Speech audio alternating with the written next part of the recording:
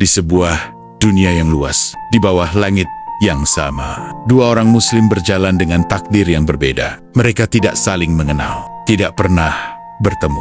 Tetapi Allah menulis kisah mereka dengan satu garis takdir yang pelan-pelan saling mendekat. Tanpa mereka sadari, di kota Basra yang hangat, hidup seorang penjual roti miskin bernama Zaid.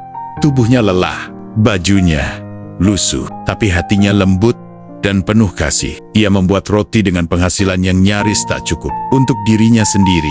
Namun satu hal yang tidak pernah hilang darinya adalah kebiasaan memberi. Meski ia hanya punya sedikit, ia selalu berbagi.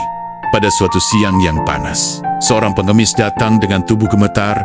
Zaid melihatnya. Tanpa banyak tanya, tanpa hitung-hitungan, ia berikan roti terakhir yang ia punya. Roti yang seharusnya menjadi makan malamnya sendiri. Zaid menutup pintu kecil tokonya, lalu bersimpuh dalam kesendirian. Di bawah cahaya lilin yang redup, ia berdoa dengan suara bergetar, "Ya Allah, aku memberi dari kekurangan, bukan dari kelebihan. Jika ada seseorang yang sedang dalam kesulitan, maka selamatkanlah ia." Hanya karena kebaikan kecil ini, ribuan kilometer dari Basra, seorang pemuda bernama Haris sedang dalam perjalanan dagang. Haris kaya, kuat, dan disegani. Tapi kekayaannya tidak bisa menyelamatkan ketika ia tersesat di padang pasir yang luas.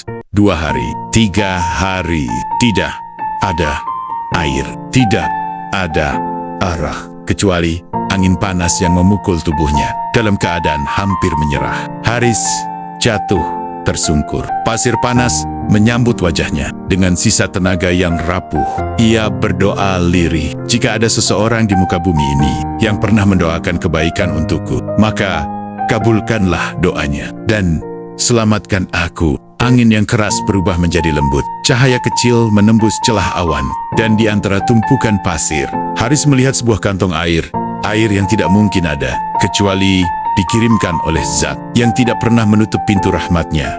Pada waktu yang sama, pintu toko Zaid diketuk oleh seorang musafir. Ia membeli semua roti yang Zaid punya dan memberikan sekantong emas yang berat.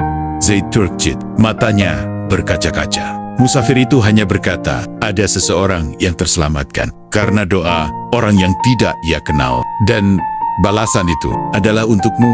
Lalu musafir itu pergi, meninggalkan Zaid yang masih berdiri dengan haru. Bertahun-tahun berlalu, Zaid kini menjadi dermawan yang dikenal banyak orang.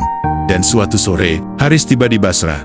Ia masuk ke sebuah masjid kecil dan melihat seorang tua sedang membagikan roti kepada anak-anak yatim dengan senyum lembut. Haris terpaku, dadanya sesak.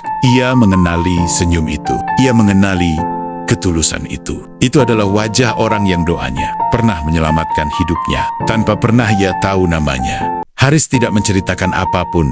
Ia hanya duduk dan menangis dalam diam.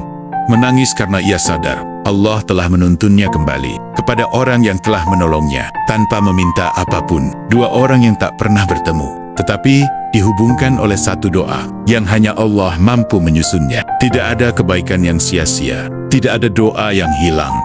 Mungkin hari ini engkau menolong seseorang yang tidak kau kenal, dan mungkin suatu hari nanti Allah akan menolongmu melalui seseorang yang bahkan tak pernah kau bayangkan.